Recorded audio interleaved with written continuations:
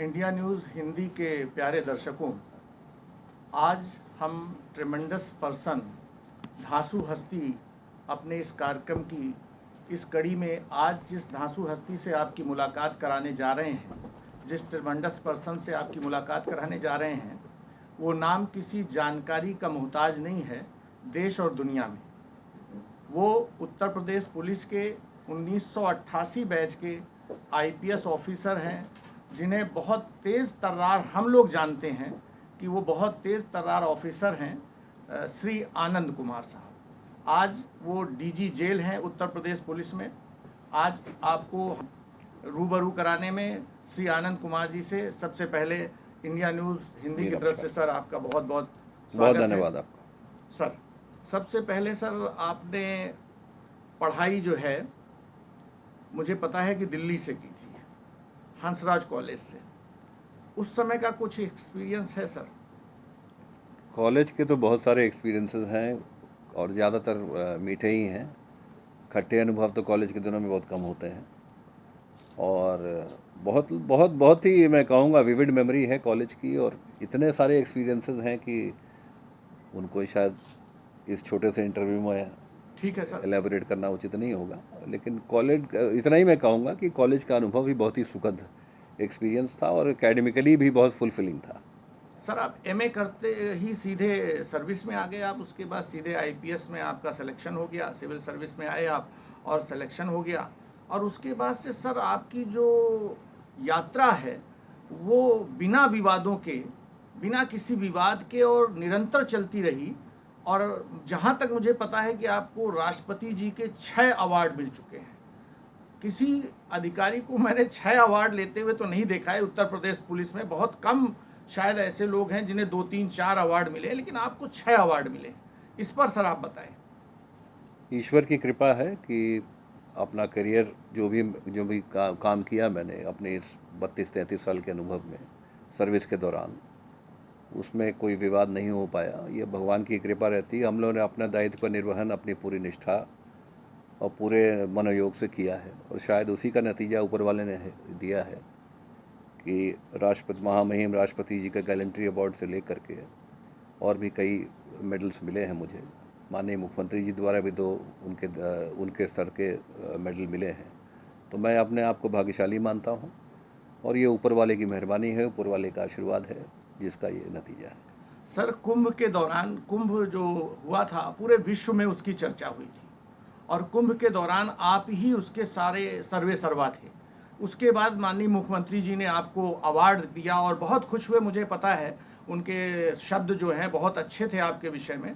तो मैं पूछूंगा कि सर इतने बड़े मजमे को, आज भी खैर आप जेल जैसी एक व्यवस्था को देख रहे हैं जो पूरे विश्व में सबसे बड़ी व्यवस्था है। उत्तर प्रदेश में जितनी जेलें हैं उतने पूरे विश्व में किसी भी प्रदेश में या किसी भी देश में इतनी जेलें नहीं हैं जिनको आप देख रहे हैं। तो सबसे पहले आप तो ये बताएं कि कुंभ को आपने कैसे इतने बहुत स्मूथली मैनेज किया, कहीं कोई भी कैजुअलिटी, कहीं कोई इंजरी, कुछ भी नहीं हुआ और बहुत आराम से सब कुछ हो गया। देखिए, जहाँ तक कुंभ मेले की बात है, कुंभ मेले में बहुत ही मैं कहूँगा मेटिकुलस प्लानिंग और स्ट्रेटजी बनाई गई। और जब कुंभ जनवरी 2019 में शुरू हुआ, उसके 1 साल पहले से ही सारी योजनाओं का क्रियान्वयन, सारी योजनाओं के बारे में प्लानिंग ये इतनी मेटिकुलस हुई कि इसका एग्जीक्यूशन होने में कोई दिक्कत नहीं आई। और कोई भी इतना बड़ा आयोजन जहां 24-25 करोड़ की आबादी आई हो, कुंभ में प्रतिभाग किया हो, 40 से 45 दिन का पूरा कुंभ का टाइम था, तो ये अपने आप में बहुत बड़ी चुनौती थी। और पूरा मतलब उत्तर प्रदेश की जितनी आबादी है वो पूरे कुंभ में एक तरीके से उस 40 दिनों में पूरे भारतवर्ष विदेश से उतनी आबादी कुंभ में आई स्नान करने, और एक भी घटना का न होना अपने आप में इस बात का द्योतक है कि टीम वर्क, मेटिकुलस प्लानिंग और इफेक्टिव इम्प्लीमेंटेशन के तहत ही ये पूरा कुंभ को डील किया गया। मैन पावर का कंपोनेंट के सिलेक्शन से लेकर के टेक्नोलॉजी को हार्नेस करना, आप जानते हैं कि कुंभ में जो इंटीग्रेटेड आईसीसी बना था, integrated command and control room, उसमें आर्टिफिशियल इंटेलिजेंस का सहारा लिया गया। तो मैन पावर के कॉम्प्लीमेंट और टेक्नोलॉजी के सहारे इन दोनों का मिश्रण, सही तरीके से मिश्रण और उसका पूरी तरीके से उपयोग, उसी के माध्यम से कुंभ को संपन्न कराया। और जो हमारे पुलिसकर्मी वहाँ लगे थे, उन्होंने अपने आचरण से लोगों को हतप्रभ कर दिया। इतनी विनम्रता के साथ, इतने पोलाइटनेस के साथ और इतने टॉलरेंस के साथ जो पब्लिक आई, उनके साथ जो व्यवहार किया, वो मैं कहूँगा एक तरीके से हाई पॉइंट था। और कुंभ में प्रदेश की जो ख्याति हुई है, उसका एक बहुत बड़ा कारण ये मैं मानता हूँ कि जो हमारा मैन पावर था, उसने बहुत विनम्र भाव से पब्लिक को डील किया। और विनम्रता का मतलब ये नहीं कि ढिलाई, लेकिन स्ट्रिक्ट बट पोलाइट तरीके से पब्लिक को डील किया। और ये मैसेज आम आदमी तक जो भी कुंभ में आया, ये घर कर गया कि पुलिस मीन्स बिजनेस। और अगर कोई व्यवस्था पुलिस बना रही है तो आपके जनहित में है, आपकी सुरक्षा के लिए है और आपके हित में है। ससम्मान और सुरक्षा दोनों। बिल्कुल। और यही कारण था, इसी की परिणति ये हुई कि कुंभ में व्यवस्था बनी रही, चाहे वो शाही स्नान हो या और भी जो त्योहारों पे स्नान होते हैं। मकर संक्रांति का स्नान से कुंभ शुरू हुआ और आप जानते हैं कि आगे महाशिवरात्रि के स्नान पे कुंभ की समाप्ति होती है। तो ये सारे स्नान बहुत ही व्यवस्थित ढंग से, बहुत ही सुरक्षित ढंग से इनको अंजाम दिया गया। और ये पूरा एक टीम एफर्ट है, इसमें अकेले क्रेडिट लेना मेरे लिए सर्वथा अनुचित होगा, क्योंकि कुंभ जैसे बड़े आयोजन में सीएपीएफ का योगदान है, इंटेलिजेंस एजेंसीज का योगदान है, सिविल पुलिस का योगदान है, हमारे सारे पुलिस के जो संगठन हैं, जीआरपी है, एलआईयू है, इंटेलिजेंस है, आपका वायरलेस है, सब ने मिल करके, एटीएस है, एसटीएफ है, सब ने मिल करके एक सामूहिक प्रयास किया, एक सिनर्जी दिखाई। और कुंभ को, जैसा आप जानते हैं, माननीय मुख्यमंत्री जी की जो परिकल्पना थी, माननीय प्रधानमंत्री जी की जो अपेक्षा थी, उसके अनुरूप हम लोग खरे उतरे। सर, हमने दूसरा सवाल आपसे ये किया कि सर, आज आप उत्तर प्रदेश की तमाम जेलों के मुखिया हैं। इन जेलों में जो भी सुरक्षा है, जितनी व्यवस्थाएं हैं, वो सारी आपके अधीन आती हैं। मतलब जो आप शासन की बात छोड़ दें तो शासन तो नीतियां बनाता है, उन्हें लागू कराने का काम अधिकारी का होता है। और अधिकारी अगर नहीं चाहे तो मुझे नहीं लगता कि किसी भी नीति का क्रियान्वयन हो सकता है जैसे होना चाहिए। तो आज मतलब उत्तर प्रदेश की जो 57 जेलें हैं और उसके साथ 2 आपके पास विमेंस जेल हैं, 2 आपके पास स्पेशल जेल हैं, इतनी बड़ी संख्या है जेलों की। और इस कोरोना काल में सर, जहाँ पर संक्रमण का बहुत खतरा है, बहुत ज़्यादा, तो उस समय आप किस तरह से निपट रहे हैं? देखिए सर्वप्रथम मैं आपको बताना चाहूँगा कि उत्तर प्रदेश में 71 जेलें हैं, जिसमें एक जेल फिलहाल क्रियान्वित नहीं है, तो यानी 70 जेलें हैं। और प्रदेश का 25% जो बंदियों की आबादी है वो उत्तर प्रदेश में है। पूरे देश में 4,15,000 या 20,000 के करीब बंदियों की इस समय आबादी है और उस समय करीब 1 लाख के करीब उत्तर प्रदेश की जेलों में है। और 70 जेलों में, जैसे मैंने आपको कहा, कि ये व्यवस्थापित हैं। तो ये एक बहुत बड़ी चुनौती है। और कोरोना काल में विशेष तौर पर जब ये चुनौती आई भारत में और मार्च के महीने में ये लगा कि इसके कोरोना जो है हमारी जेलों में भी दस्तक दे सकती है, तो हम लोगों ने व्यापक रणनीति बनाई।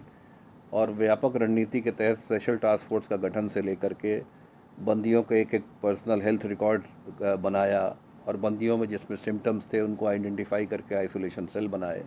तो कुल मिला के एक स्ट्रेटजिक प्लानिंग और स्ट्रेटजिक इम्प्लीमेंटेशन के तहत हम लोग ने ये प्रयास किया कि जेल में कोरोना नहीं आए।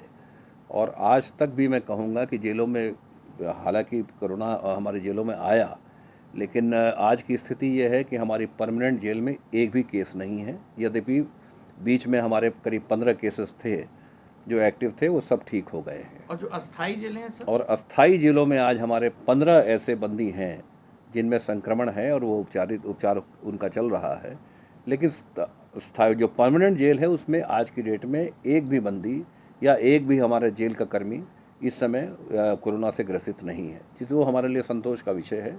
लेकिन हमें फिर भी अपनी जेलों में यह सुनिश्चित करना पड़ेगा कि अस्थाई जेल एक कारगर व्यवस्था सिद्ध हुई है, जहाँ पे जो भी अपराधी पकड़ के आता है पहले उसको अस्थाई जेल में रखा जाता है। अस्थाई जेल में उसको टेस्ट किया जाता है और कोविड संक्रमण से संक्रमित न होने की दशा में उसको मेन जेल में शिफ्ट किया जाता है, जहां उसको हम लोग क्वारंटीन में रखते हैं 14 दिन के लिए। ठीक है, मतलब प्रॉपरली आपने इसको बहुत ठीक से अंजाम दिया है ताकि किसी भी तरह आपकी जो स्थायी जेलें हैं उनमें ये कैदी ना पहुंच पाए अगर किसी को संक्रमण है तो। जी बिल्कुल, हम लोगों ने प्रयास यही किया है कि multi level checks and balances के माध्यम से सर कोरोना का इंसिडेंस अगर हो भी जाए तो स्प्रेड नहीं हो जेलों पे।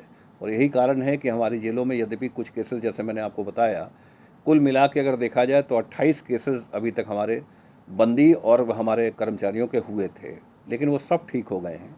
और आज की डेट में मात्र 15 ऐसे बंदी हैं जो अस्थायी जेल में यानी टेम्पररी जेल में हैं, जिनमें यह संक्रमण है और उनका उपचार चल रहा है।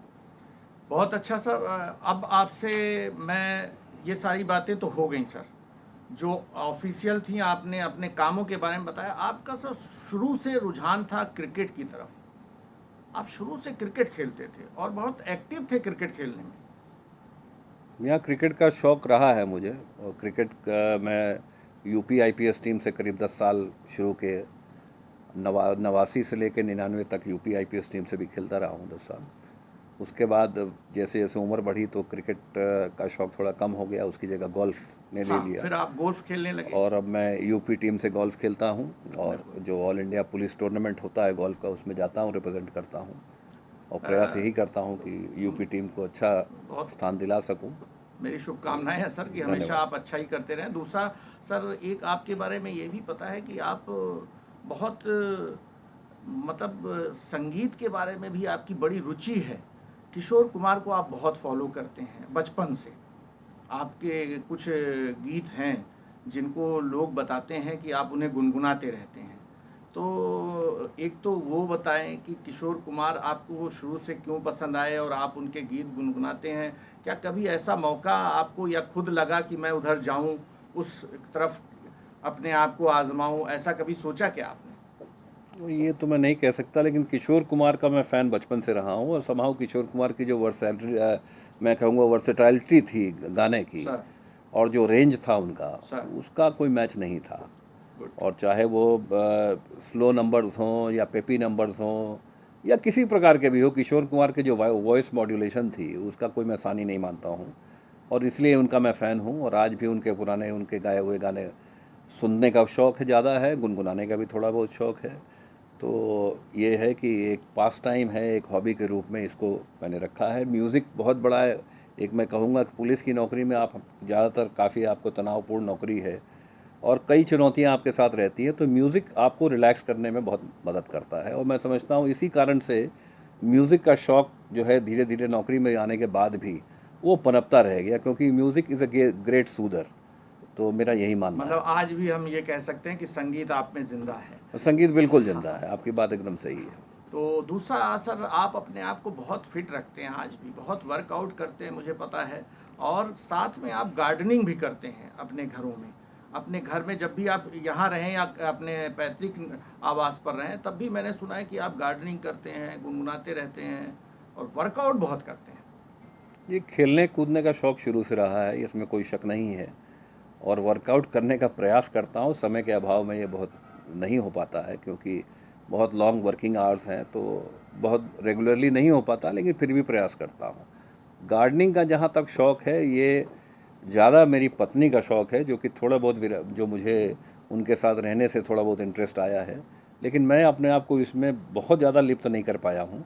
और यद्यपि अच्छे फूल देखने का शौक़ है, थोड़ी बहुत बागवानी का भी शौक़ है, लेकिन इसको बहुत ज़्यादा मैं उभार नहीं पाया हूँ। जिस एक्सटेंट तक मेरी वाइफ का इंटरेस्ट है, अगर देखा जाए तो वो उसके सापेक्ष मेरा इंटरेस्ट और एक्चुअल कंट्रीब्यूशन भी कम है, लेकिन प्रयास करता हूँ कि कुछ करता रहूँ। सर, मेरी और इस टीम की, पूरी टीम की आपको बहुत बहुत शुभकामनाएं हैं कि आप और आगे बढ़ें, और जिस तरह से समाज के लिए आपने काम किया है आगे भी करते रहें।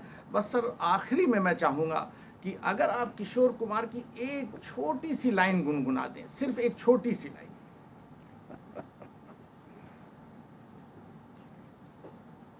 तो सोचना पड़ेगा सर, कुछ भी जो आपके मन में है।